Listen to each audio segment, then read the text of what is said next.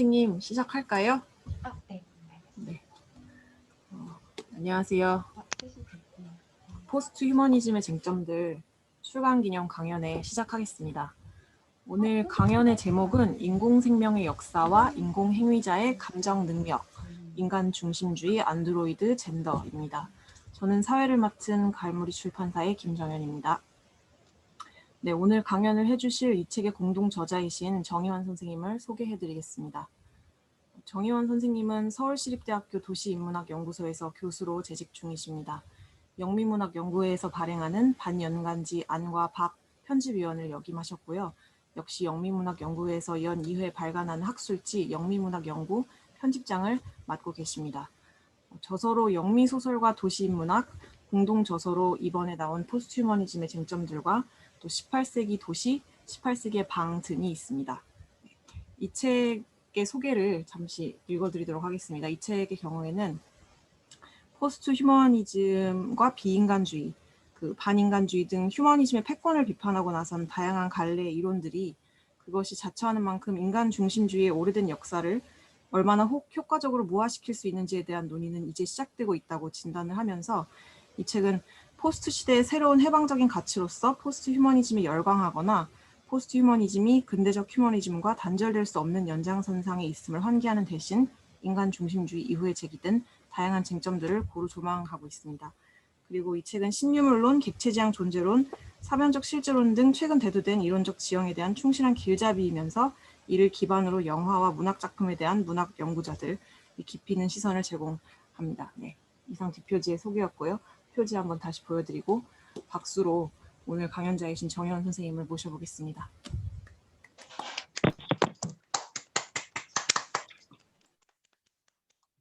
너무 도움을 많이 주셨고, 그래서 혼자 정이 많이 들어서 너무 반갑습니다, 김정현 선생님.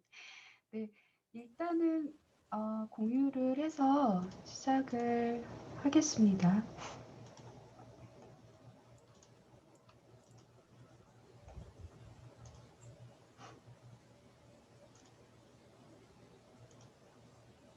네, 선생님 잘 보이시죠? 화면. 네, 잘 보이는데요. 네네네. 약간 소리가 작게 들리는 것 같습니다. 소리가 작은가요? 제가 좀 크게 얘기를 할게요. 제 목소리가 작아가지고. 그래서 저는 사실 이렇게 많이 와주실지 몰랐는데 일단 이렇게 좀 부족할 수 있는 내용을 들으러 와주셔서 감사드리고요. 아시다시피 이 책 이제 포스트 휴머니즘의 쟁점들 출간에 맞춰서 근데 제가 사실 이 책 전체를 이렇게 다 대변하기는 좀 어려움이 있지만 이제 그 일부 꼭지를 쓴 저자로서 제가 쓴 부분에 대해서 주로 말씀을 드리려고 합니다. 저도 이제 표지 그리고 이제 목차를 그냥 이렇게 약간 보여드리면요. 그래서 처음에 이제 뭐 포스트 휴머니즘을 어떻게 뭐 처음 들어보셨을 수도 있고 그랬을 때 이제 이 박인천 선생님의 글 같은 경우가 좀 그 다양한 갈래를 좀 소개를 해주시는 그런 길잡이가 될 것으로 생각을 하고요. 그리고 이제 황정화 선생님께서 동물 담론, 아감빈과 데리다를 중심으로 동물 담론 이야기를 해주셨고, 그리고 이제 김성호 선생님께서 그 로런스하고 스피노자 얘기를 하는데, 이제 제 기억에는 그래요. 그 대부분의 정서나 정동에 관한 논의가 이제 딜루스를 경유해서 가는데 그렇게 보시지 않고 이제 스피노자하고 로렌스를 좀 약간 직접 대면시키는 그런 것으로 기억을 하고 있고요. 그다음에 이제 유선문 선생님께서 그 우리가 이제 뉴 머티리얼리즘이라고 통칭해서 부르는 그런 다양한 이론의 갈래들에 대해서 좀 이렇게 차근차근 본인의 흐름으로 이렇게 좀 짚으면서 마지막에 이제 이를테면 그것이 문학일과 어떻게 관련되는지 그리고 이제 이동신 선생님께서 좀비 를 가지고 이제 신사물론이라고 뉴 머티리얼리즘을 신사물론이라고 번역하셨는데요. 그 관점에서 읽어주시고 그리고 이제 3부의 마지막이 이제 사실은 제가 쓴 글이고 이렇게 되어 있습니다. 그래서 이런 맥락인데 이제 사실은 이 책의 좀 일부분밖에 오늘 말씀을 못 드리는 것에 대해서 죄송하지만 또 더불어서 이제 궁금하시면 이제 다른 부분을 통해서 확인하실 수 있을 것으로 생각됩니다. 그래서 제가 그 처음에 이거를 구상할 때 가졌던 그냥 개인적인 의문은 왜 체스나 바둑을 두지? 그런 거였던 것 같아요. 그래서 이제 이 왼쪽에 보면은 이제 요 사건을 이제 기억을 하실 수도 있고 이제 좀 젊으신 분들은 못 들어보실 수도 있는데 이제 90년대 초반에 중반에 그 이 인공지능 딥블루하고 그 당시 뭐 체스 챔피언이었던 이 가리 카스퍼프하고 이제 대결하는. 근데 처음에는 이 딥블루가 져요. 그러다가 그 다음에 굉장히 또 막 발전해서 금방 따라잡아가지고 이제 또 되게 떠들썩한 사건이 있었고 그 다음에 이제 알파고하고 이제들 그 기사의 대국은 이제 여러분들이 많이 아실 것으로 생각되고 사실 이것이 가진 파장이 되게 컸었죠. 어떤 사회적으로 좀 이렇게 그 대중화되는데 이 담론이 그런 점이 있었던 것 같은데 그러니까 저는 뭐 이것의 어떤 기술 이것이 어떻게 기술적으로 가능한가 뭐 이런 것도 근데 제가 뭐 그런 걸 잘 모르기도 하지만 왜 하필 서양에서는 체스를 두고 동양에서는 바둑을 이걸 하필 공부를 시킬까 저는 이제 좀 그런 생각을 했었던 것 같아요. 그래서 저는 이제 원래는 한 18세기 전공자예요. 그래서 요거를 약간 좀 거슬러 올라가서 이것이 갑자기 이렇게 out of nowhere 이렇게 나타난 현상은 아닌 것이 아닌가 그런 생각이 들어서 오늘 좀 그런 얘기를 말씀을 드릴 거예요. 그래서 이제 여기서부터는 그 어떤 고대부터 인공생명의 역사를 이제 굉장히 간략히 훑어보는 그런 부분을 가질 건데요. 그래서 그 판도라는 아마 여러분들이 이제 많이 알고 계시고 들어보셨을 텐데 그래서 한 뭐 BC 이전도에 이 니어비드 페인터라고 하는 이 여기서 발견되는 이제 그림에서 요 이제 그림의 그 판도라가 나오는 부분을 확대하면 이렇게 되는데 이제 요 사람이 판도라거든요. 네, 근데 그래서 이제 여신들이 이렇게 머리 리스나 이제 이런 거를 가져다 주려고 이렇게 준비를 하고 있죠. 근데 이제 뭐랄까 굉장히 이렇게 기계적인 자세로 이렇게 딱딱하게 이렇게 있고요 판도라가. 그래서 이제 이거를 뭐 이를테면 나중에 저기 무슨 그 프레츠랑의 메트로폴리스 이미지하고 연결시키고 그런 사람들도 있는데 제가 뭐 이미지 연구자는 아니라서 이제 좀 말씀드리기 어려운 부분이고 하여튼 요 사람이 이제 판도라인데요. 그래서 이제 그 하시오도스가 쓴 띄어건이라고 그 신들의 계보라는 그 기록 작품에 보면은 이제 판도라의 탄생에 관한 이야기가 나오는데 이제 죄송한 게 좀 영어가 들어가요. 근데 이거를 제가 가지고 있는 텍스트가 영어라서 사실은 그 영어로밖에 못 드려서 너무 죄송한데 제가 최대한 우리말로 설명을 드릴게요. 근데 아마 아시기도 하고 처음 들어보셨을 수도 있을 것 같은데 판도라가 탄생한 데에는 약간 사연이 있어요. 그래서 일단 여러분들이 많이 아시는 그 프로메테우스가 있죠. 프로메테우스가 있는데 프로메테우스 같은 경우는 이제 이 아야페토스라는 그 아야피토스 아들이고요. 이 형제가 이제 어떻게 되냐면 첫째가 아틀라스 아시죠? 그 대지를 어깨에 그 지지하고 있는 아틀라스고 둘째가 있는데 이제 둘째 제가 헷갈려서 지웠고요. 그다음에 셋째가 이제 프로메세스인데 이 사람에 대한 설명을 보면은 이제 brilliant and shifty 이렇게 돼 있죠. 얘는 이제 프로메세스는 굉장히 똑똑하고 영리한 그런 사람으로 나오고 사람 아무튼 사람이라기보다는 아무튼 그리고 이제 에페메스우스가 그 이제 근데 에페메스우스는 딱 그 설명이 이제 대조가 되죠. The Foolish One이라고 해서 사실은 이 둘이 형제인 것이 어떤 운명적인 부분이 있는데 그러니까 이름도 보면은 이제 pro 하면은 뭐 앞에 이런 뜻이잖아요. 그래서 뭐 미리 생각하고 미리 아는 그런 인물로 나오고 프로메테우스. 그래서 우리가 앞에 쓰는 거는 이제 뭐 프롤로그라고 하고 뒤에 쓰는 거는 에필로그라고 하듯이 그래서 에피메시우스 하면 이제 사실은 나중에 생각하고 나중에 하는 그런 사람이라서. 근데 이제 여기 처음에 나와 있는 설명을 보면은 이제 이 에페메시우스가 인간에게 불행을 가져왔는데 왜 그가 이제 여자라는 존재를 가져왔기 때문에 인류에게. 근데 이 판도라라는 이름이 여기 헤시오드의 처음 글에는 나오지 않는데요. 그냥 대문자로 워먼이라고 돼 있어요. 근데 이제 여기서 나오는 설명이 이제 manufactured maiden이라고 나오거든요. 그래서 뭐 제조된 뭐 여성 이런 뜻이죠. 그래서 사실은 이제 여러분도 아시다시피 이제 manufacture라는 거는 이렇게 뭐 인간이 인간을 낳고 이런 이제 유기체적인 그런 것이라기보다는 인공적으로 제조된 그런 걸 우리가 manufacture라고 하잖아요. 그래서 사실 판도라에 대한 그 첫 기술은 그래서 이제 제조된 여성이다 이렇게 나와요. 그리고 이제 아시다시피 그 판도라라는 이름의 의미가 그렇듯이 이제 지우스의 어떤 선물로 나오고요. 근데 이 판도라가 주어진 상황을 보면은 그래서 이제 프로메테우스가 제우스를 속이고 인간에게 불을 주죠. 그 전에 사연은 좀 여러 가지 버전이 있는데 아무튼 그것에 이제 제우스가 좀 분노를 해서 그 인간에게 불이라는 기술이 주어진 것에 대한 자기의 의도와는 반대로 원하지 않았지만 주어진 것에 대한 대가로 주어지는 것이 이를테면 판도라라는 여성이에요.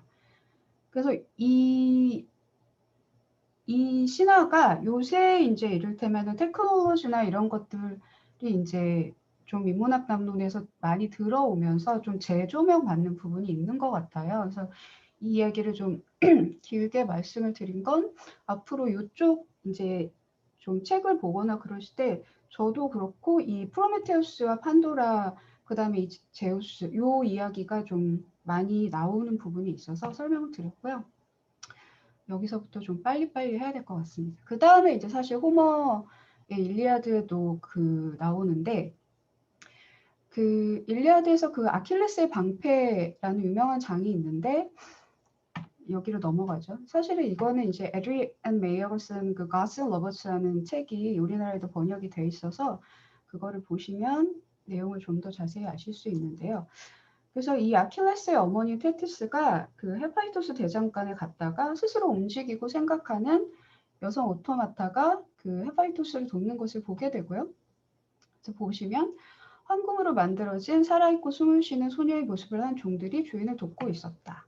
그리고 이제 헤파이토스가 이 하녀들을 만들고 거기에 숨결을 불어넣은 것으로 돼 있고 그래서 이 자신을 돕는 기계 소녀들을 만들고 정신, 목소리, 활력과 함께 온갖 지식과 기술을 불어넣어서 자기를 도울 수 있게 그래서 이제 뭐 의식, 지성, 학습, 사고 그다음에 이제 말할 수 있다고 나오거든요. 보이스가 있다고 나와서 언어와 같은 인간의 특성을 부여받은 그런 존재가 사실은 이제 일리아드에서부터 나오는 걸 보실 수 있고요.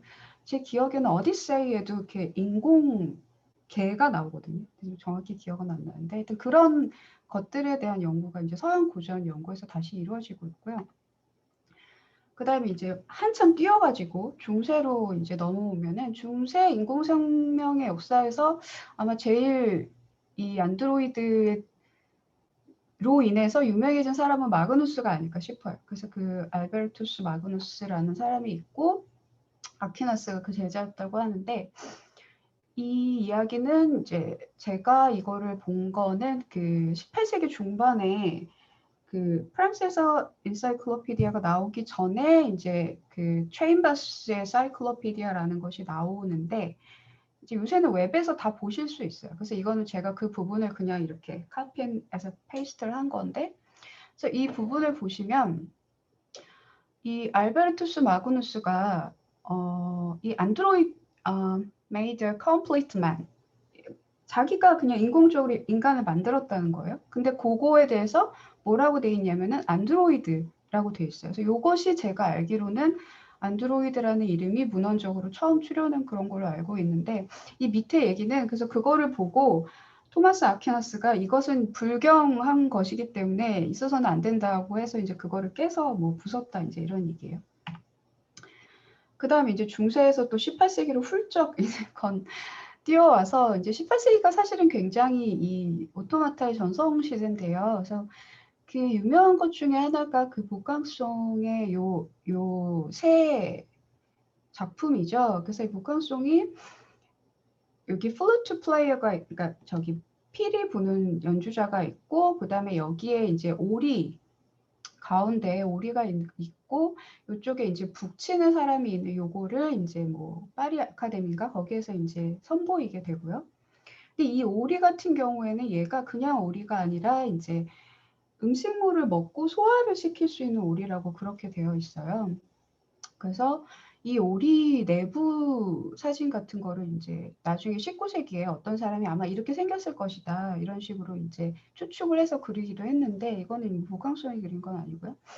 그래서 이제 이를테면 음식을 이렇게 섭취하면은 이러저런 거를 통과해서 이렇게 배설을 할 수 있는 그리고 이제 이 아시다시피 이 17세기, 18세기 이때 굉장히 중요한 발견 중에 하나가 이제 그 태엽 장치 그리고 그 태엽 장치로 돌아가는 시계와 오토마톤 이렇게 되는데 여기도 마찬가지로 그런 구조를 보실 수 있고요. 그래서 저는 요거를 보면은 사실은 그 현대미술에서 빔 델보에 같은 사람이 하는 인공적으로 배설물을 만드는 그런 작업이 생각이 났는데, 그러니까 근데 사실은 그 인간의 유기체를 걷지도 않고서도 어떻게 이런 식의 작용을 할 수 있을 것인가, 그걸 어떻게 구현할 수 있을 것인가, 그런 거에 대한 관심은 이때 이미 이제 나타났다고 생각이 되고요. 요 복강송 같은 경우가 이제 18세기 한 초반 1738년 이렇게 되는데요. 그로부터 한 40년 뒤에 이제 이 피에르 자케드로스의 이제 이 오토마타를 나오는데 어떻게 보면 이제 가장 유명한 자동 인형이라고 할 수 있죠.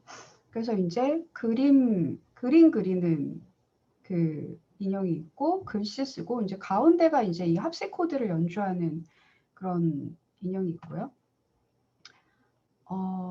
잠시만요. 시간을 좀 보고.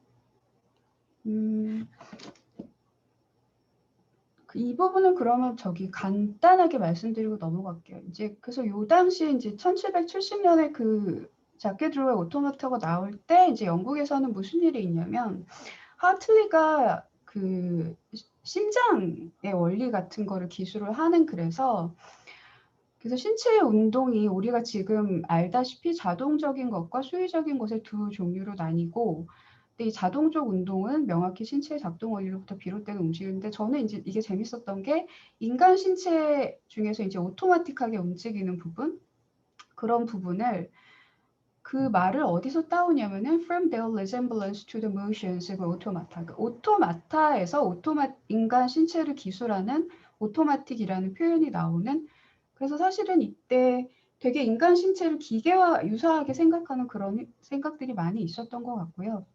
그래서 아시다시피 하비가 이제 뭐 심장이 이렇게 뭐 혈액을 펌프질하는 그런 기관이라는 발견했고 그래서 이렇게 인체를 생명을 펌프질하는 거대한 기계로 상정한다는 점에서 이것이 이제 후에 라메트리가 그 인간 기계 같은 데서 개진하는 기계로서의 인간론을 예비하는 측면이 있지 않을까 그렇게 생각했고요. 이거 그래서 이거는 이제 무슨 얘기를 하려고 이걸 넣어놨냐면요. 그러니까 심장이라는 것이 지금 이제 뭐 하틀리가 이렇게 18세기 중반에 발견하기 전까지 이제 이 국가를 어떤 커다란 몸으로 생각했을 때 이 심장이라는 것이 굉장히 몸에 대한 주권을 갖는 그런 정치적인 의미로 이렇게 많이 가지고 있는 그런 인체의 기관이었는데요. 그런데 이제 하비의 발견으로 인해서 심장에 부여된 그런 정치적 의미는 점차 퇴색된 부분이 있고 이 오른쪽에 있는 그림은 이제 좀 나름 유명한 그림이죠. 그 리바이어던, 홉스의 리바이어던에 나오는 그림이고 이렇게 왕이 대변하는 스테이트 안에 이제 사람들이 막 있는 그런 식의 그림이 되어 있습니다. 그래서 이제 사실은 조금 17세기로 거슬러 올라가서 홉스가 이제 리바이어던의 첫 장이 사실은 아티피셜 맨을 이야기하는 것으로 시작되죠. 그래서 이제 홉스는 좀 그 당시 입장에서는 그 기독교 사회에서 굉장히 레디컬한 부분이 있던 사람인데 그러니까 생명이라는 게 이렇게 뭐 팔다리 움직이고 우리가 이렇게 움직이고 이런 거면은 사실 이게 오토마타하고 뭐가 다르겠냐. 근데 오토마타라는 건 이 사람은 engines that move themselves by springs and wheels as does a watch. 그래서 사실은 아까 말씀드렸다시피 이제 그 시계와 같은 구조로 돌아가는 것이라고 생각되어 있고, 그래서 사실은 그래서 이 논의가 이제 오면서 그 이 사람이 말하는 리바이어던이라는 그 커먼웰스 또는 그 스테이트 국가라는 것도 사실은 아까 보여드린 그 그림에서처럼 굉장히 큰 아티피셜 맨이다. 이제 이런 이야기를 하죠. 그래서 라메트리를 읽고 있습니다. 아직 다 못 읽었지만 빨리빨리 굉장히 좀 단순한 차원에서 말씀을 드릴게요. 그래서 시대적 배경은 그러니까 뭐 백과전서 작업이 착수됐을 때 같고요. 그래서 이제 man is a machine이라는 말을 했죠. 그래서 기계적으로 작동하는 일련의 부분들의 조합으로서 그냥 기계 인간 이런 이야기를 하고, 그 다음에 이제 저는 영어로 읽었는데요. The human body is a machine which winds itself up, a living picture of perpetual motion. 그래서 인간의 몸이 이제 다른 물질들처럼 기계적 법칙에 종속되어 있는 시계와 같은 것이라고 이야기를 하고요. 그래서 사실은 이런 유물론이 이제 18세기 당시 종교와 국가의 패권이 기반하는 정당성을 공격하는 그런 근거가 될 수 있는 어떤 그런 정치적 함의를 생각해 볼 수 있을 것 같고, 그거는 이제 어디서 나오냐면은 교회나 국가라는 것의 전통적인 권위가 이제 형이상학적인 기반에 있었기 때문에 그런 급진성이 있는 그런 논의가 아닐까 생각하고 있습니다. 그래서 요게 이제 다시 아까 그 보여드린 자케드로의 그 자동 인형 중에서 합시코드 연주하는 그 인형인데요. 제가 이제 요 오늘 얘기하는 것 중에 중요한 것 중에 하나가 이제 한 18세기 중후반 내지는 19세기까지 이렇게 좀 걸쳐서 이 인공생명의 약간 젠더와 같은 것이 나타난다고 보는 건데요. 일단 요거를 한번 보여드릴게요. 요게 지금 21세기 한국 사람이 우리가 보는 거랑 당시 이거를 보고 이제 사람들이 남긴 거를 좀 같이 말씀을 드릴 건데요. 일단 이거를 같이 보도록 할게요.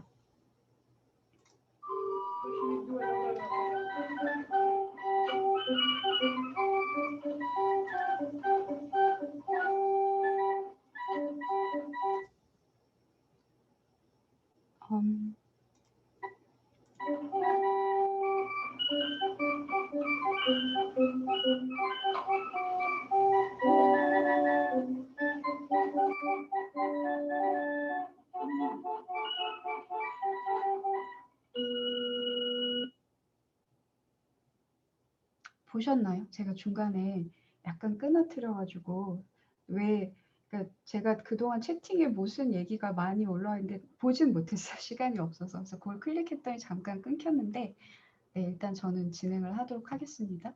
그래서 이제 그 당시 디스크립션을 보면요. 한 15세 정도 되는 뭐 젊은 여성의 안진키어 외형을 그대로 재현했다 이렇게 되어 있고, 그리고 그게 안 보이셨을 확률이 높은데 이제 눈은 움직일 수 있는데 숨을 쉴 때 미세하게 뭐 가슴팍이 오르내린다 그렇게 되어 있고요.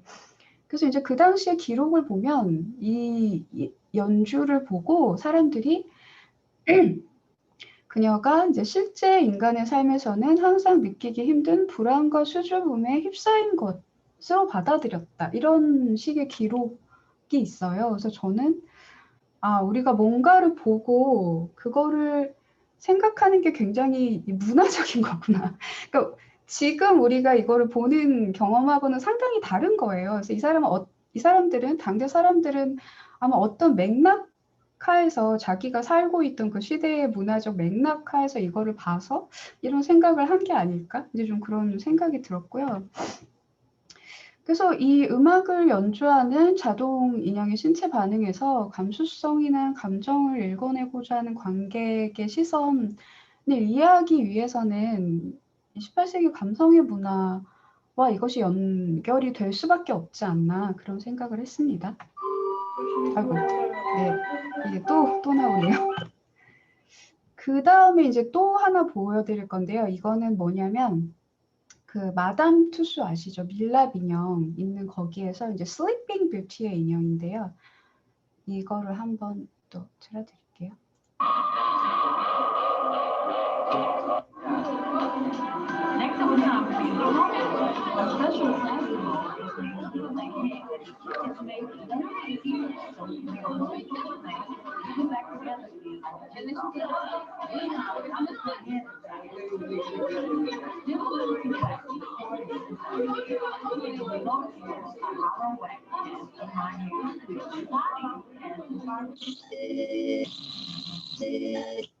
네, 그래서 그 설명에 나왔던가? 아무튼 이 슬리핑 뷰티 같은 경우에는 뭐 그 루이 15세가 원래 저기 가장 유명한 그 정부는 퐁파주 부인이었고 그 다음에 이제 마담 듀바리인데 뭐 마담 듀바리를 따서 만든 슬리핑 뷰티다 이런 식의 설명이 있는데 근데 제가 아까 감성의 문화 이야기하면서 이 당시에 이제 그 신경 이론 같은 게 발달하면서 이제 느낌이나 감정, 신체 작동 원리, 지각 이런 것이 사실은 하나로 연결되어 있다 이런 식의 이론이 나오고 그래서 이런 어떤 과학적, 생물학적인 발견과 함께 그리고 사실은 여기에 이제 뭐 스코틀랜드 계몽주의나 무슨 도덕 철학의 발전 이런 것이 함께 가면서 이제 마음하고 감수성이라는 사실은 우리한테 이제 보이지 않는 거잖아요. 마음 같은 거는. 근데 그게 이제 보이는 몸으로 드러날 수 있음을 상정하는 그런 18세기 감성의 문화로 이어지는 부분이 있는데 이걸 이제 굉장히 단순하게 말하자면 이건 정말 제가 엄청 단순화를 시킨 건데요. 그러니까 이 체인의 신경 이론에 따르면 그러니까 뭐 우리의 감정 중에서 뭐 사랑을 느낀다거나 아니면 고통스럽다거나 이런 것이 이제 맥박이 빨라지고 심장이 뛰는 그런 신체 반응하고 분리가 될 수가 없고 좀 부끄러우면 얼굴이 빨개진다거나 너무 놀랍거나 충격을 받으면 이제 뭐 기절하고 이런 식으로 나타나잖아요. 그래서 이제 우리가 사실은 모두가 알고 싶어 하지만 결코 알 수 없는 타인의 어떤 마음에 대한 비유이자 일종의 패티시로서 심장이 이전의 정치적인 의미는 이제 서서히 탈각되었는데 이때쯤에 들어서 이제 어떤 감정과 내면의 창이라는 좀 그런 새로운 지위를 획득하면서 근데 이것이 원래는 사실 그런 것은 아니었으나 굉장히 그 남녀 공이 가져야 되는 어떤 덕목 같은 것으로 생각되었으나 또 어느 순간에는 여성적인 것으로 그렇게 젠더화되는 맥락이 있는 것 같습니다. 이게 잠시 그래서 한편에서는 이를테면은 이렇게 그 여자 오토마톤들이 이렇게 발전하고 있는 동안 그 1769년에 이제 그 캠펠렌의 체스 두는 인형이 나오게 돼요. 그래서 이제 굉장히 큰 반향을 일으키게 되는데 그래서 이제 그 당시 또 그 반응 같은 거를 보면은 뭐 사람들이 이거를 보고 체스를 두니까 생각하는 기계라고 그러니까 체스 두는 인형이 그런 창작품이란 말인가 뭐 이런 식의 논의가 있었다 그러고 그래서 이게 굉장히 이제 뭐 인구에 회자되고 사실은 요새에도 이 그림이 다시 많이 나오죠. 이 그림을 둘러싼 이제 여러 가지 논의가 있는데 이 그림은 이제 나온 맥락은 그래서 도대체 이 체스 두는 인형이 어떻게 움직이느냐 그거는 사실 이제 블랙박스로 남아 있는 건데요. 알 수 없는 부분인데 이게 사실은 조작되었다는 주장도 있었죠. 그래가지고 이제 라크니츠 같은 사람은 캠펠렌의 체스 기사에 대해라는 책에서 요 사파를 이제 그려가지고 아마 요렇게 되어 있을 것이고, 그러니까 이거는 사실 기계가 두는 것이 아니라 인간이 두는 것이고 이것은 가짜다 이렇게 이야기를 주장을 했어요. 근데 이제 사실 요 그림을 또 보시면 이 기계 속의 남자가 어린이도 아니고 이 사람은 이제 성인일 텐데 성인의 미니어처처럼 굉장히 작죠. 그리고 이를테면 이 상자 안에 이렇게 촛불을 밝혀두어야 된가 뭐 이런 식의 설정으로 인해서 사실 이 라크니츠의 상상 역시 비현실적이다 뭐 이런 비판도 있고요. 그래서 이 부분은 제가 보기에는 약간 여전히 미지의 영역으로 남아있는 것 같습니다. 그래서 앞서서 설명한 거를 약간 글로 빨리 정리를 해드리자면요. 그래서 이 캠펠렌의 체스 두는 자동 인형은 굉장히 잘 나가요. 전 유럽을 막 휩쓸고. 그래서 든 생각이 이 1990년대 인공지능 딥블루와 2016년 알파고가 그 인간의 상대를 펼친 경기의 원형이 18세기 후반에 이제 이미 시작됐던 것이 아닌가.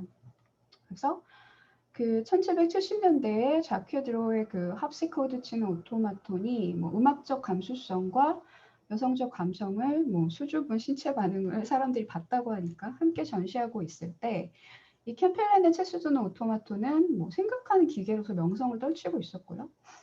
그래서 이제 복항송의 연주자들이 남성의 외향인 거는 아시다시피 이게 남자라서 그런 게 아니라 그냥 인간의 대변으로서 남성의 외향인 거죠. 그래서 피리를 불고 북을 치던 시대인데 이 오토마톤의 젠더적 분화가 18세기 후반부터 일어나는 것은 아닌가 좀 그런 가정을 해보았고 그것이 후이센이 말하는 바와도 연결되지 않을까 생각했습니다.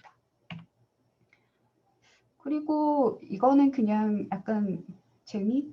그냥 정보 차원에서 말씀드리자면 이제 그러고 나서 19세기 중반에 나오는 것이 파벨의 유포니아인데 그러니까 일단 이름이 여성형이죠. 유포니아하고 실제로 이제 여성으로 보이는 그 얼굴이 달려 있죠. 근데 그래가지고 이 기계가 사실은 그 모음과 자음을 다 발음을 할 수 있었다고 하고요.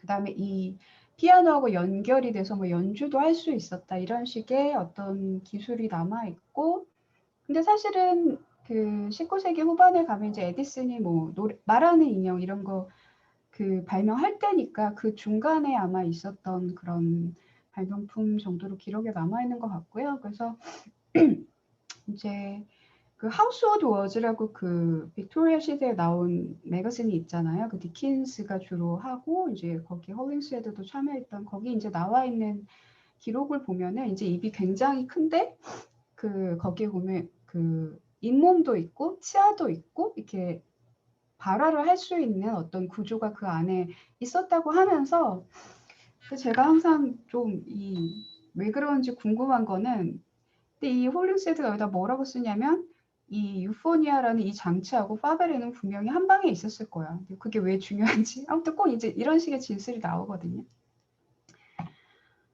그래서 이제 여기까지 사실은 제가 약간 오토마톤 그런 거의 역사에 대해서 빨리 말씀을 드린 거고요. 그 다음에 이제 후반부에 가서 하는 이야기를 하기 위해서 피그말리온 이야기를 빨리 해드릴 건데요. 그래서 그 오비드의 변신 이야기에 나오는 피그말리온 이야기는 이제 이렇게 돼 있습니다. 그래서 다 아시다시피 이제 그 피그말리온이 조각가인데 그 여성의 악덕의 염증이 나서 오랫동안 결혼하지 않고 있다가 자기가 마침내 완벽한 여성적 아름다움의 이미지를 상하로 조각한 뒤 자기의 창조물과 사랑에 빠지죠. 그래서 이제 피그말리온이 그 비너스를 경배하면서 그러니까 조각상이 살아 움직이게 해주세요 이렇게 말을 하지는 못한 것 같아요. 그래서 자기가 만든 요 작품과 비슷한 여성을 만나고 싶다고 이제 청하고요. 그래서 이제 비너스가 피그말리온의 청에 화답하고 집에 돌아와서 조각상에 입을 맞추니까 조각상이 점차 부드러워지기 시작하고 근데 이제 사실 그 이야기를 독자들이 그냥 조각이 살아 움직인 거를 뭐 별로 무리 없이 받아들이게 되는 데에는 이제 그 당시에 이제 에크프라시스 그래서 뭐 시각적 표상을 언어적으로 표현하는 그런 수사학적인 전통이 있었기 때문에 그것이 가능하지 않았냐 그런 논의가 있는 것으로 알고 있고요. 네, 그래서 에크프라시스 하면은 뭐 조각이나 그림 등 시각 예술 작품의 완성도가 너무 뛰어나서 진짜로 살아 움직이는 것처럼 설명하는 묘사 기법 이렇게 보시면 되겠습니다. 그래서 그게 어떻게 끝나냐면은 피그말리온 이야기가 피그말리온이 입을 맞추자 얼굴을 붉히면서 수줍게 눈을 든 그녀는 하여튼 아이를 낳는 걸로 돼 있어요. 그래서 요새 서양 고전 연구하시는 분들은 이게 블레이드 러너 그 2049의 상황이다. 그 누구지? 배우 이름만 생각이 나고 캐릭터 이름이 생각이 안 나는데 하여튼 션 영이 그 인간하고 결혼을 해서 아이를 낳는 뭐 그런 상황이 나오잖아요. 그런 이야기가 나오기도 하고요. 그 다음에 이거는 이제 이 어떤 그 피그말리온 서사가 18세기 들어서 또 굉장히 다시 유행하고 거기에서 아까 나왔던 그런 뭐 촉감 같은 게 중요해지는 그런 맥락인데요. 근데 사실 그 오비드의 피그말리온 이야기에는 여러분들이 많이 아시는 그 갈라테아라는 이름은 안 나오고요. 제가 알기로는 갈라테아라는 이름이 나오는 거는 18세기인 것으로 알고 있고, 그래서 그 프랑켄슈타인처럼 그거를 대부분 가끔 헷갈리시기도 하는 것 같아요. 그러니까 프랑켄슈타인이 그 프랑켄슈타인을 만든 그 과학자의 이름이고, 피그말리온은 조각가의 이름인데, 이제 피그말리온의 여성 캐릭터로 생각하시는 경우도 있고. 그래서 사실은 제가 이 책에서 여기까지가 사실 거의 서론이고요. 제가 이 책에서 좀 길게 이야기하고 있는 부분은 뭐 아주 그렇게 새로운 내용은 아니라고 할 수 있는데, 이런 어떤 서사의 흐름을 빌리의 그 레브 50, 그 투마로우스 이브하고 좀 같이 읽는 그런 거를 좀 쓰고 있어요. 근데 사실 소설은 이제 뭐 이렇게 읽어보시지 않으면, 그래서 좀 여기는 간략하게 말씀드리고 넘어가려고 하는데요. 리라당의 이 빌리의 작품 같은 경우는 한동안은 이게 사실은 남자들이 자기 마음에 드는 여자 인형을 만드는 이런 이야기라고 단순하게 생각해서 설명할 수 있는 부분이 있기 때문에 이게 그냥 뭐 여성 혐오적인 텍스트다 이렇게 하고 별로 이렇게 심각하게 논의가 많이 안 된 부분이 있으나, 이 작품도 이제 어느 순간에 다시 재발견이 돼서 많이 이제 나오는 논의 중에 하나가, 제가 알기로는 어떤 영화의 전사로서 이야기가 많이 되는 것으로 알고 있어요. 그러니까 에디슨이 무언가를 발명하는 이야기인데, 그래서 마생이나 그다음에 레이몽 발루 그런 분들도 이제 여기에 대해서 쓰신 글에 있는 걸로 알고 있고요. 근데 제가 책에서 이 소설을 가지고 이야기를 하는 거는, 그러니까 좀 제가 여태까지 앞에서 말씀드린 그런 긴 맥락을 기반으로 해서 이것이 이제 감정 능력을 지닌 인공생명 프로젝트다, 감정기계 프로젝트다, 그런 차원에서 보고 싶었던 것 같아요. 그래서 간단하게 소설을 설명을 드리면, 에디슨은 아시죠? 근데 이제 뭐 물론 이 소설 속의 에디슨은 허구적 캐릭터지만, 에디슨을 기반으로 만든 이제 그 에월드 경이라는 사람이 찾아와서 이제 미의 여신 그 비너스 조각상하고 꼭 빼닮은 이제 알리시아 클라이, 이 사람하고 사랑에 빠졌다고, 클레이 하여튼 고백을 하면서 이제 그렇게 주문을 해요. 그러니까 이 여자가 너무 아름다운데, 이를테면 이 영혼에 참을 수 없는 가벼움. 그래서 누군가 나를 위해서 그녀의 육체와 영혼을 분리해 줄 수 있을까? 이렇게 에디슨한테 묻는 것으로 시작하는 소설이에요. 그래서 에디슨이 이제 안드로이드 제작 기술을 또 우연히 거의 성취를 다 해놨던 거예요. 그래서 알리시아하고 꼭 빼닮았으나 이제 지적 능력하고 그다음에 공감 능력, 이거를 겸비한 어떤 이상의 구현인 그런 존재를 만들고 이제 이름을 아달리라고 하죠. 근데 이제 책에서 쓰고 있는 것은, 이제 아달리 같은 경우에 그 작동하는 방식에 대해서는 책에 좀 적어 놓았는데, 약간 원격을 통해서 이렇게 이야기를 하고 그런 부분이 있기 때문에 약간 텔레커뮤니케이션 시대의 안드로이드 같은 측면이 있고, 또 하나 이제 제가 재밌었던 건, 저는 요 앞에 한 이야기하고 결부를 해서 이제 에디슨이 한 말 같은데, 뭐라 그러냐면 사랑이 처음 시작되는 시간을 붙잡아 두는 것, 이상의 시간을, 여기서 이상이라는 건 아이디어이죠. 그거를 영원히 가둬두는 것이 이제 자기가 하고자 하는 것이라고 이야기를 하는데, 요 의미에 대해서 좀 생각을 해보고 싶었던 것 같아요. 그래서 사실은 이 작품에서 여성 안드로이드라는 것이 이제 남성 주체가 자기 욕망을 투상하는 대상인 동시에 이제 시간의 문제가 또 나오면서 어떤 인간의 모탈리티와 죽음을 초월하고자 하는 욕망에서 나오는 그런 이중성, 그런 것에 좀 생각을 해보았습니다. 그리고 이거는 사실 뭐 제가 이쪽은 잘 모르지만 이게 그냥 재밌어 보여서 제가 보여드릴 수는 있을 것 같아서 그 멜리우스의 피그말리온을 가지고 왔는데요. 그냥 제가 혼자 많이 떠들었으니까 잠시 보여드릴게요.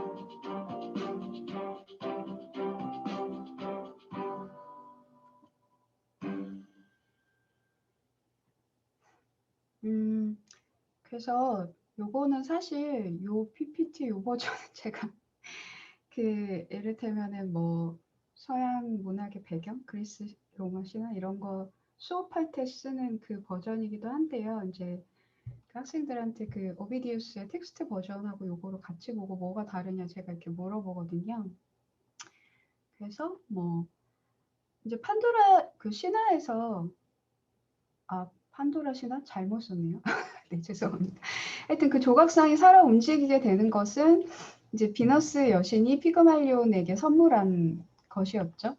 근데 이제 여기서 갈라테아는 사실 이제 그런 식으로 여기에서 그런 식으로 그 주어지진 않는 것 같고, 그리고 이제 오비디우스 신화에서와 달리 갈라테아가 다시 조각상으로 돌아가는, 그래서 이렇게 굉장히 일방적인 관계가 아니라 피그말리온을 이렇게 굉장히 플레이풀하게 자기 마음대로 이렇게 약간 놀다가 이렇게 다시 돌아가는 좀 그런 식으로 되어 있는 것 같아요. 그 다음에 사실은 이제 피그말리온과 함께 그 프랑켄슈타인 이야기를 조금 할 수 있다고 생각을 해서요. 왜냐하면 이제 이 프랑켄슈타인도 어떤 원형과 그것의 이제 젠더링이 나타나는 부분이 있다고 생각을 하는데요. 그래서 이 프랑켄슈타인이 신화인가에 대해서는 약간 의심이 들어서 여기에 따옴표를 쳤고요. 그래서 이제 아시다시피 이 프랑켄슈타인이라는 소설은 1818년에 이제 나오죠. 메리 셸리의 소설이고, 여기 이제 드린 부분은 그 프랑켄슈타인이 자기가 만든 크리처가 처음 이제 움직이기 시작했을 때 그 부분을 드린 건데요. 요거는 이제 제가 김선영 선생님이 번역하신 거를 그대로 가져왔는데 여기를 빨리 읽어보면은 이 대재앙 앞에서 느낀 감정을 어떻게 형용할 수 있을까? 혹은 무한한 수고와 정성을 들여 빚어낸 그 한심하기 짝이 없는 괴물을 어떻게 묘사해야 할까? 제가 괴물에 빨간색을 친 거는 소설에서 이제 어느 순간 얘가 몬스터가 되긴 하는데 요 때는 이제 사실 rat라고 해서 이거 뭐라고 해야 되나 뭐 이걸 굳이 우리말로 번역하면 뭐 놈, 뭐 무슨 녀석 약간 이런 그런 느낌이 있는 것 같은데요. 아무튼 영어 원문에는 그렇게 돼 있고요. 근데 하여튼 사진의 비율을 맞춰 제작되었고 생김 역시 아름다운 것을 선택했다. 처음에 의도는 그렇죠. 아름다움이라니 하느님 앞서서 그 누런 살갗은 그 아래 비치는 근육과 혈관을 제대로 가리지도 못했다.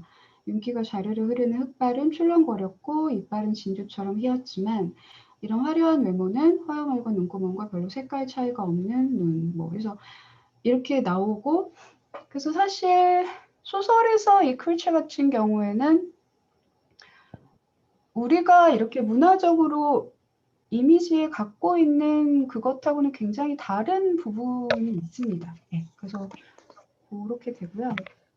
그리고 사실 여러분들이 시각적으로 익숙하신 거는 아마 이 제임스 웰 버전일 것 같은데요. 그래서 아시다시피 이렇게 여기 이렇게 나사 같은 게 박혀 있는, 그리고 얼굴에 약간 그 스티치 자국이 있는, 꿰맨 자국이 있는 요 이미지가 그런 것 같고, 제가 가지고 있는 DVD에 이 표지를 갖고 온 거는 한국에 출시될 때 아무튼 이 제임스 웨일 이름이 써 있는 게 아니라 이 배우인 보리스 칼로프가 위에 이만하게 써 있더라고요. 그래서 아시다시피 보리스 칼로프가 이제 굉장히 중요해지죠. 그래서 우리가 지금 익숙한 그 프랑켄슈타인의 이미지는, 대중적인 이미지는 사실 웨일 영화에서 굉장히 많은 부분을 비치고 있을 텐데요. 제가 갖고 온 거는 이제 요 크리처가 창조되는 순간, 그거를 한번 보여드릴게요. 요거 왼쪽은 이제 1931년 버전, 가장 유명한 버전이죠.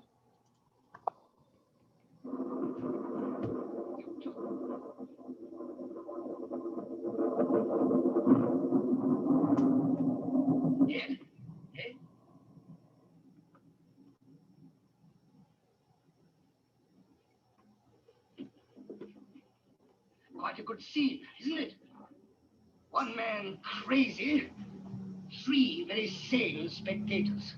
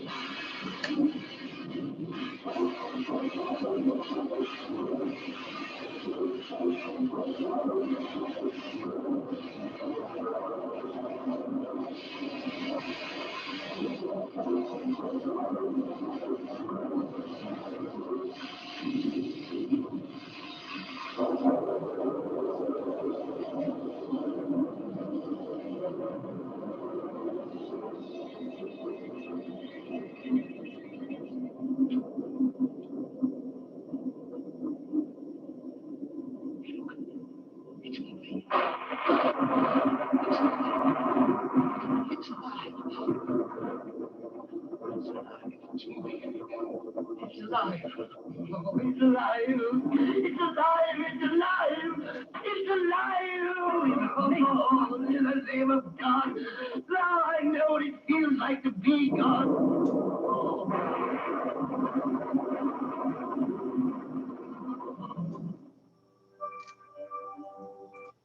아, 목소리가 작다고 말씀해 주신 거를 이제서야 봤어요. 말을 하느라고 조금, 네, 제가 원래 목소리가 작은데 좀 더 크게 얘기를 해보도록 하겠습니다. 그래서 사실은 요 장면에서는 그 프랑켄슈타인이 진짜, 아니, 저도 프랑켄슈타인이네요. 그 크리처가 이제 실제로 그 살아서 움직이게 되는 그것이 나오지는 않는데, 그리고 이제 여기서 유명한 게 그 It's alive 그거죠. 이제 움직인다, 살아있다. 그 대사가 유명해서 사실은 그 이후 영화에서 그 대사들이 반복되는데, 이 영화가 이제 히트를 치고, 그러고 나서 이제 35년에 이 브라이드 오브 프랑켄슈타인을 만드는데요. 이 사람이 그거를 한번 보여드릴게요.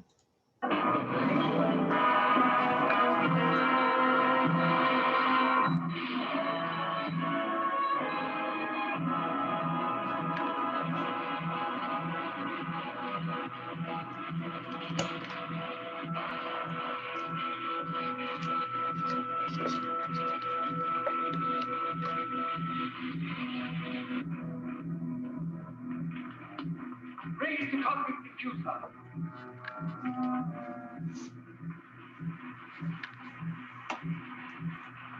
Remove the diffuser bands.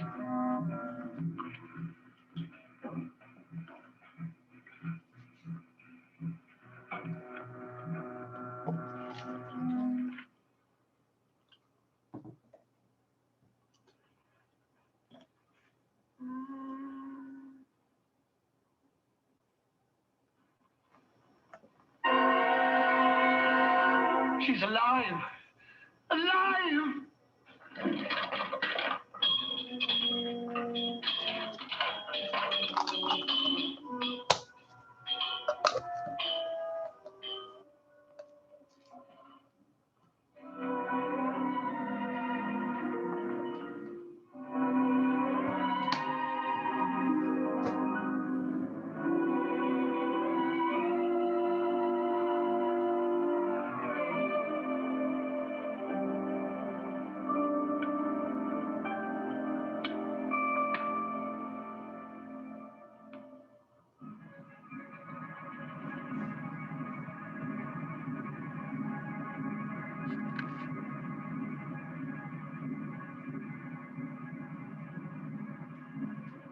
The Bride of Frankenstein.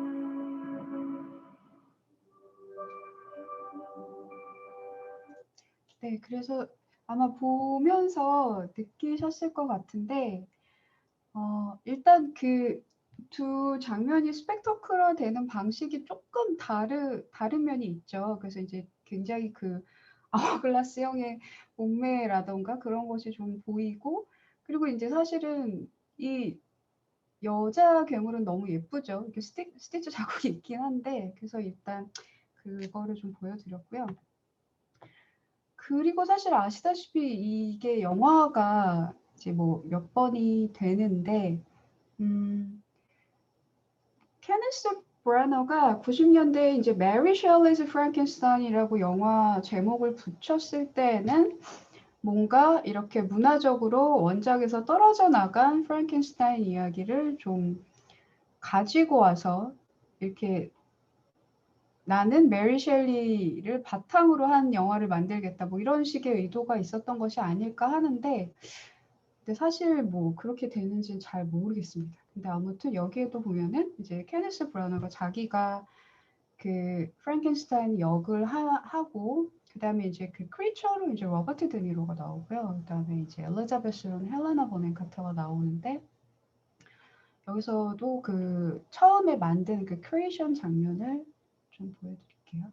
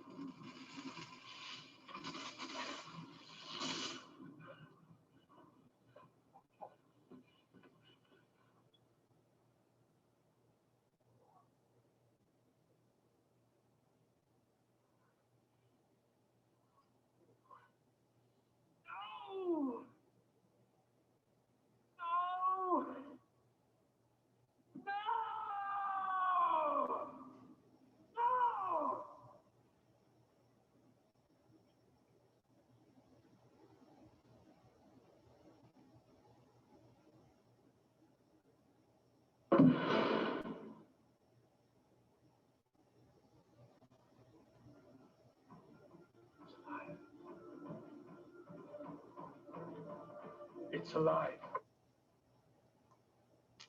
그래서 이렇게 되고, 근데 이 영화 안에서 그 원작에 없는, 그러니까 자기의 약혼녀인 엘리자베스가 원래 이제 소설에서 그 괴물, 다운표 친 그 괴물의 손에 죽는데 그 죽은 마디를 다시 살리는 장면이 나오거든요. 그래서 일단 그거를 보여드릴게요.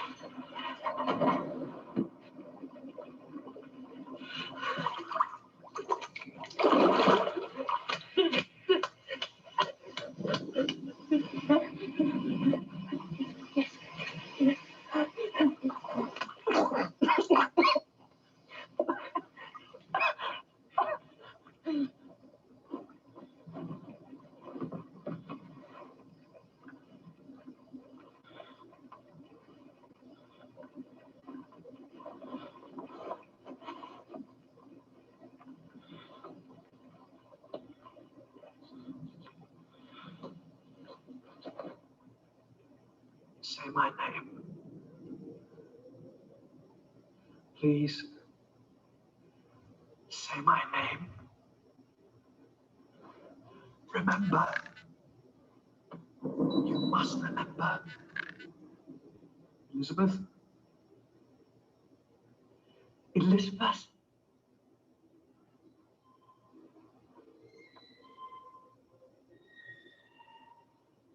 That's it. That's it, you remember. That's it.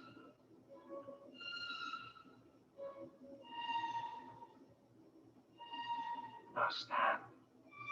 Stand.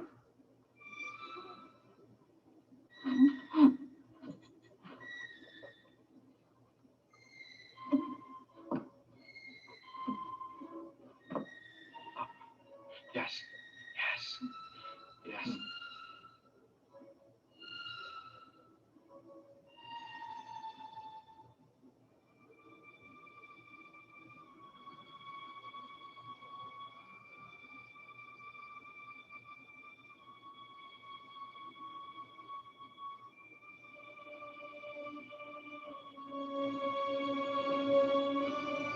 Remember. Remember.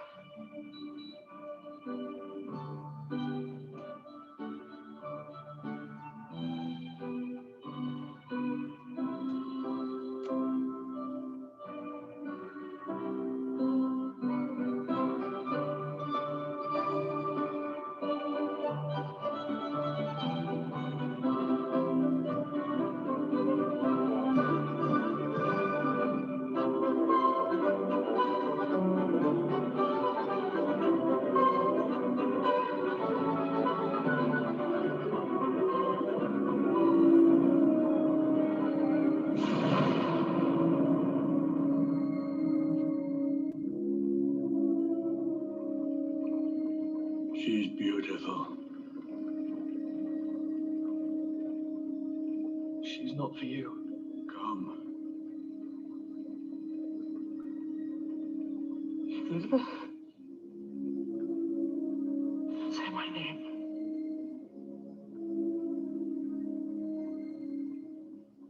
Elizabeth. Yes. Elizabeth! You're beautiful.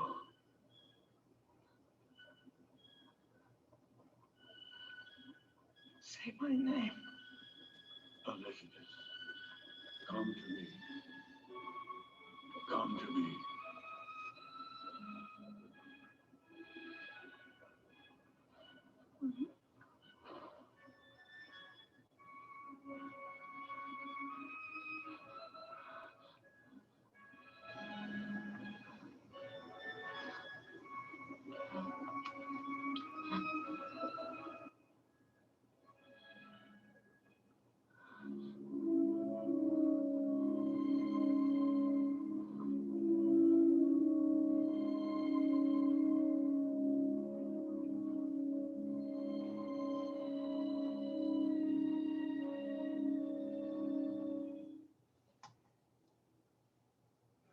그래서 요거는 이제 상황을 약간 설명을 드리면 그 아까 보셨을 때 그 엘리자베스 이렇게 목에 스티치가 있잖아요. 그 영화에서 소설하고는 달리 이제 이 괴물이 엘리자베스를 죽일 때 이제 심장을 꺼내서 죽여요. 그렇기 때문에 이제 죽은 거죠. 사실 죽은 건데 그 죽음을 받아들일 수 없는 이 빅터가 그 이제 주스틴이라고 다른 캐릭터가 또 이제 죽은 여성 인물이 있는데 그 여자의 몸에다가 엘리자베스의 머리를 붙인 거예요, 지금. 그래서 지금 그렇게 돼 있고, 그래서 사실은 진짜 마지막에 가면 도대체 의도가 뭔지 모르는 진짜 그로테스크한. 그래서 사실 엘리자베스가 이렇게 보더니 자기가 이쪽에 더 가깝다는 생각을 하고 그리로 가려고 하는 거기서 끝났죠. 그래서 아무튼 그래서 이제 사실은 아논이 죽을 수도 없고 이 빅터가 그 죽음을 받아들일 수 없는 것으로 인해서 이런 식으로 다시 창조되는 그런 장면이 나오고요. 그 다음에 이제 책에서 제가 엑스마키나를 아주 본격적으로 다루진 않고요. 저는 약간 결론 부분에서 제가 이제 그 미래의 이브 이야기를 했으니까 그거하고 좀 관련해서 좀 사실은 짧게 이야기를 하는데 그럼에도 불구하고 엑스마키나가 이 책의 그 3부의 중요 텍스트인 건 맞아요. 저 말고 이제 강우 선생님이 앞에 쓰신 글은 이 영화에 대해서 굉장히 꼼꼼하게 분석을 해놓으셨고요. 그래서 요거는 그냥 엑스마키나 트레일러인데요. 이거를 볼까 말까 지금 망설이고 있는데요. 네, 일단은 혹시 영화를 못 보셨을 수도 있으니까 잠시 보겠습니다.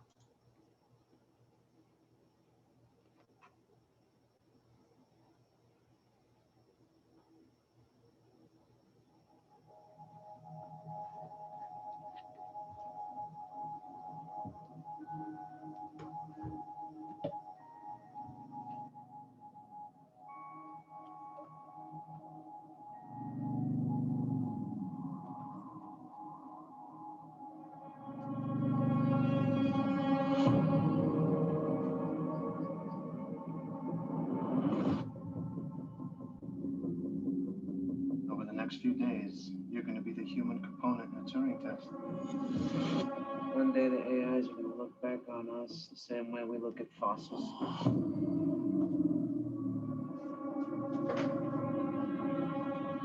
Hello. How do you feel about her? Oh man, she's amazing. You're impressed. Yes. Do you want to be my friend? Of course. Now the question is, how does she feel about you? Do you think about me when we are together? Did you give her sexuality as a diversion tactic? This is your insecurity talking. This is not your intellect. Mom. Did you know that I was brought here to test you? Does Ava actually like you? Or is she pretending to like you? Nathan isn't your friend. You're wrong. Wrong about what? Everything. Do you want to be with me? Can we talk about the lies you've been spinning me? What lies? What lies? You have to help me. You have to help me. What will happen to me if I fail your test?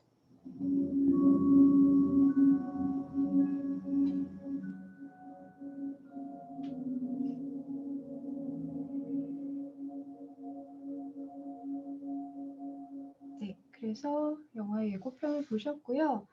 그러니까 제가 좀 재밌었던 거는 이 미래의 이브라는 작품이 사실은 끊임없는 이 에디슨과 에월드의 어떤 대화인데요. 물론 이 서양 고전부터 해서 이 다이얼로그의 그 기나긴 전통이 있긴 하지만 근데 사실 이 영화도 좀 그런 구조가 보여서 그런 것이 재밌었던 것 같고 그래서 저는 조금 그냥 제가 했던 이야기의 연장선상에서 조금 분석을 해놓았고 이제 그 앞에 실린 글 같은 경우에 메인 텍스트가 그러니까 강우 선생님 글 같은 경우에 메인 텍스트가 엑스마키나고 이제 언더 더 스케인을 가지고서 좀 그거를 결론에서 연결을 짓는 그런 부분이 있는데요. 그거를 잠시 이제 읽어드리면 이제 이게 일종의 이제 튜링 테스트인데 그것의 역설로서 인간과 기계의 차이를 구별하여 인간의 우월성을 확증한 뒤 바로 사랑을 비롯한 감정 능력을 지닌 인공지능의 창조를 통해 그 차이를 또 없애고자 하는 그런 모순된 인간의 욕망 혹은 과학기술의 한상을 적나라하게 비판한다. 이렇게 시작하면서 이제 좀 텍스트 분석을 자세히 하고 계시고요. 그래서 이제 사실 어떻게 보면은 지금 요 시점쯤에서 말씀드리면 저의 이제 오늘 이 발표 자체가 이제 그 책에 대한 약간의 티저 같은 그런 성격이 있고요. 일단 여기서 넘어가도록 하겠습니다. 그리고 이루다 이야기인데 제가 작년에 2020년에 이 페이퍼를 쓰고 나서 12년 그 12월 겨울에 이게 나왔었죠. 그래서 사실은 이제 굉장히 많은 분들이 알고 계실 건데 저는 책에서는 그래서 이루다 이야기를 아주 간략하게 덧붙였습니다. 근데 이제 제가 좀 엑스마키아랑 연결해서 생각이 들었던 거는 이제 캘럽이 네이선한테 물어보거든요. 인공지능을 만드는데 왜 여자로 만드냐. 그랬더니 네이선이 인간이든 동물이든 의식을 가진 존재 중에 이런 섹슈얼 디멘전이 없는 경우가 있는가? 이렇게 대답을 하는데, 그러니까 우리가 어떤 인공적으로 아티피셜한 무언가를 만드는데 거기에 잠정적이든 노골적이든 이렇게 젠더화되는 그게 사실 있잖아요. 그래서 좀 그냥 사실은 굉장히 서론 뭐 이렇게 본격적인 논의라고는 할 수 없는데, 그러니까 챗봇의 역할이 이제 20대 미혼 여성 내지는 20대 미혼 여성 중에서 사실은 더 좁혀서 여대생으로 되어 있고, 그리고 요거는 제가 그 당시에 이제 개발사 페이스북 페이지에서 저장해 놓은 사진인데 지금은 없어졌더라고요. 사실은 출처를 표기를 해야 되는데 출처를 못 했는데 이제 그 개발사 페이스북에서 가져온 거고요.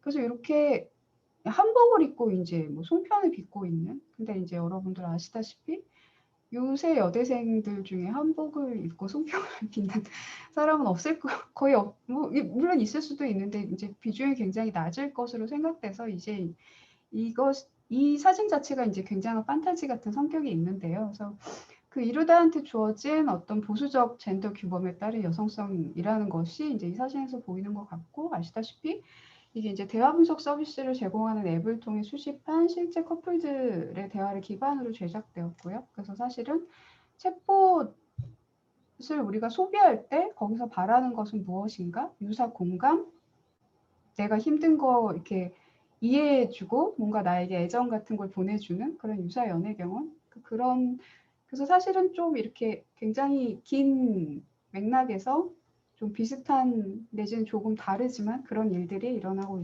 있는 것은 아닌가 그렇게 생각을 해봤고요. 이게 마지막 페이지가 아닌데 잠시만요. 그래서 결론, 아이고 어떡해. 그냥 이렇게 해서 갈게요.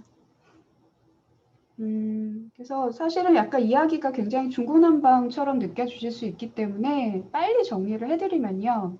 그러니까 제가 생각했던 건, 그러니까 인공지능은 왜 체스를 두는가라는 질문은 사실 어떻게 보면 수사적인 질문이에요. 이래서 체스를 둔다. 제가 이렇게 답을 하는 것이 아니라 그 질문을 제기함으로써 그 어떤 인공지능의 발전 과정에서 이것이 어떤 인간적인 것을 우리가 투사하면서 생기는 젠더 이슈에 대해서 생각을 해보고 싶었던 것인데, 그래서 18세기 캠펠렌의 자동인형, 20세기 딥블루, 그 다음에 21세기 알파고가 체스 경기와 바둑 대국을 통해 인공생명 내지는 인공지능의 지적 능력을 인간과 대결하는 그런 극적인 테크놀로지 스펙터클의 주인공이 되었죠. 근데 이제 한편 수줍게 하프스코드를 연주하던 뭐 자케드로의 여성 오토마톤, 그다음에 19세기 소설 그 호프만 소설 속의 올랭피아가 이제 말없이 피아노를 치고, 20세기 내비게이션은 여성의 목소리로 길을 안내하고, 사실 21세기에도 음성 인식 장치가 대부분 이제 여성의 목소리로, 그리고 사실 그 음성 인식 장치가 하는 일들이 이렇게 좀 단순하게 말하자면은 뭐 주인의 이런저런 부름과 요구에 살갑게 응대하는 그런 식으로 되어 있죠. 그래서 테크놀로지의 발전 과정에서 그 인공생명에 부과된 젠더 체계가 이런 지적인 능력은 남성적인 것으로, 그 다음에 이를테면 상냥함으로 대변되는 공감이나 감수성 등의 감정 능력은 여성적인 것을 재현함으로써 사실 지금 우리가 사는 그 사회 보수적인 젠더 문화나 젠더 격차를 그대로 반영하고 있는 것으로 생각을 했고요.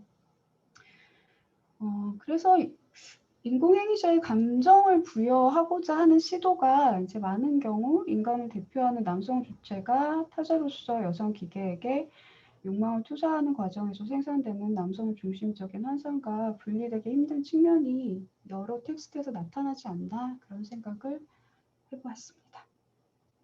네, 제 발표는 여기까지입니다. 들어주셔서 감사합니다. 조금 시간을 넘겼습니다. 네, 강연을 흥미롭게 잘 들었습니다. 감사드립니다. 이제 오늘 강연에서 다뤄진 주제가 워낙 이슈들이 최근에 쏟아지고 있기 때문에 질문하시고 싶으신 이야기나 나누고 싶은 이야기들도 많으실 거라고 생각이 되는데요.